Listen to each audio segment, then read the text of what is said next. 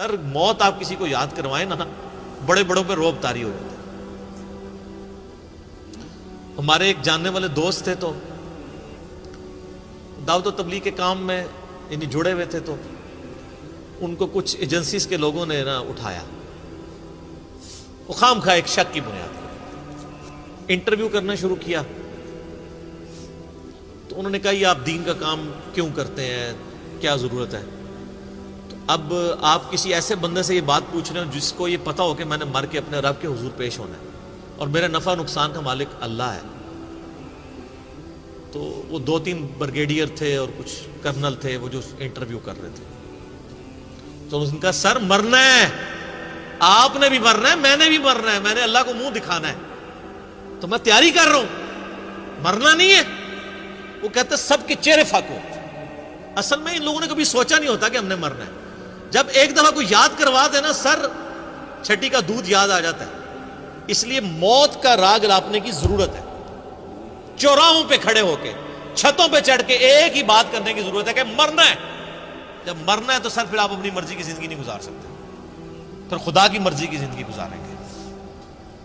اگر مرنے کی تلوار ہٹ جائے تو جو مرضی کریں۔ میں اکثر کہتا ہوں، میرے ایک یوٹیوب پہ کلپ بھی ہے، خدا انسان کی ضرورت کیوں ہے؟ تو میں نے اس میں بتایا تھا کہ انسان کی ضرورت اللہ اس لیے ہے کہ ہمیں موت آ جاتی ہے۔ اگر موت نہ آئے، اگر کوئی بیماری اور پریشانی نہ آئے تو خدا میری ضرورت ہی نہیں ہے۔ آپ ایک لمحے کے لیے امیجن کریں کہ آپ مریں بھی کوئی نہ اور آپ کو پریشانی بھی کوئی نہ آئے، تو سر یہاں ہم کیوں 100-150 لوگ بیٹھے ہوئے ہیں؟ کرو کر ہی جاؤ، پریشانی بھی کوئی نہیں، موت بھی کوئی نہیں، جو مرضی کرو۔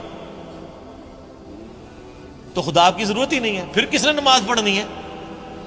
اگر کوئی شخص اس کو موت نہ آئے اور پریشانی کوئی نہ آئے تو سر خدا کیسے میری ضرورت ہے؟ میری ضرورت ہے ہی اس لیے ہے کہ میں نے مر جانا ہے، یہ تلوار لٹکی اللہ کے حضور پیش ہونا ہے۔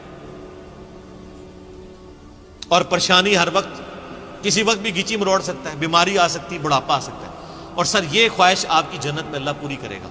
صحیح مسلم کی حدیث ہے، جب جنتی جنت میں داخل ہوں گے تو ان کو خوشخبری ملے گی کہ تمہیں مبارک ہو اللہ کی طرف سے، آج کے بعد تمہیں موت نہیں آئے گی، ہمیشہ زندہ رہو گے۔ آج کے بعد تم بوڑھے نہیں ہوگے، ہمیشہ جوان رہو گے، 30 سال عمر رہے گی۔ آج کے بعد تم کبھی بیمار نہیں پڑو گے، ہمیشہ تندرست رہو گے۔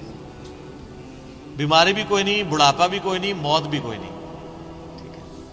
آج کے بعد تم کبھی بدحال نہیں ہوگے، ہمیشہ خوشحال رہو گے۔ اور ایک اور حدیث کے اندر بخاری مسلم کی 5ویں چیز بھی یہی ہے کہ آج کے بعد تمہارا رب تم سے کبھی ناراض نہیں ہوگا، ہمیشہ ہی راضی رہے گا۔ دنیا میں انسان کی ٹینشن کیا ہوتی ہے؟ یار یہ کیا اللہ ناراض نہ ہو جائے۔ جنت میں کوئی ایسا کام نہیں جس سے اللہ ناراض ہوتا ہو، ہر کام ہی ایسا ہے۔ دنیا میں سونا حرام، آخرت میں حلال۔ دنیا میں 4 سے زیادہ بیویاں کرنا حرام، آخرت میں بے شمار۔ دنیا میں ریشم حرام، آخرت میں حلال۔ دنیا میں نماز فرض، آخرت میں کوئی نہیں۔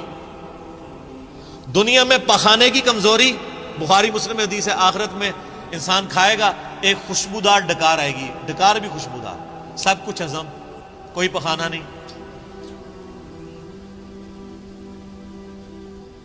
تو کوئی تکلیف جس چیز کا نام ہے نا، وہ جنت میں نہیں ہے۔ تو یہ اللہ تعالیٰ کی بڑی مہربانی ہے کہ اللہ تعالیٰ آپ کو بہت بڑا سٹیٹس دینے والا ہے۔ یہ اس کی مہربانی ہے کہ وہ تو خود اکیلا تھا، لیکن اس نے اپنی کوالٹیز میں جنت میں آپ کو بھی شریک کر لیا ہے۔ مخلوق اور خالق کا فرق اپنی جگہ موجود ہے، لیکن اس کی کوالٹی کیا تھی؟ موت نہیں آئے گی، اس نے کہا چل تجھے بھی نہیں آئے گی۔ ٹھیک ہے؟ اس کی کوالٹی تھی کہ جو چاہتا تھا وہ کر دیتا تھا، چل تجھے بھی یہ کوالٹی، جو تو خواہش کرے گا تجھے مل جائے گا۔ ٹھیک ہے؟